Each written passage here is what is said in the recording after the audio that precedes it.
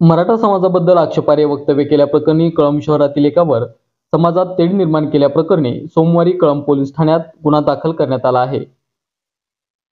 कळंब येथील संतोष भांडे यांनी मराठा आरक्षणाच्या विरोधात बोलताना मराठा समाजाबद्दल दळभद्री, दरिद्री, कर्मदरिद्री आदी शब्द प्रयोग करत आक्षेपार्ह वक्तव्य केले होते। याचा व्हिडिओ सोशल मीडियावर व्हायरल झाला असून या प्रकरणी मराठा समाजाकडून तीव्र निषेध व्यक्त करण्यात आला आहे।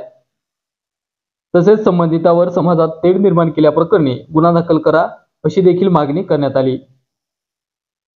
शेकडो मराठा बांधवांनी कळंब पोलीस ठाण्यात जमाव करत जोपर्यंत गुन्हा दाखल होत नाही तोपर्यंत आम्ही इथून जाणार नाही अशी ठाम भूमिका घेतल्यानंतर या प्रकरणी सोमवार दिनांक 6 फेब्रुवारी रोजी कळंब पोलीस ठाण्यात समाजात तेढ निर्माण केल्याप्रकरणी भारतीय दंड संहिता 1860 चे कलम 295 ए व माहिती तंत्रज्ञान अधिनियम 2000 चे कलम 67 अंतर्गत गुन्हा दाखल करण्यात आला आहे।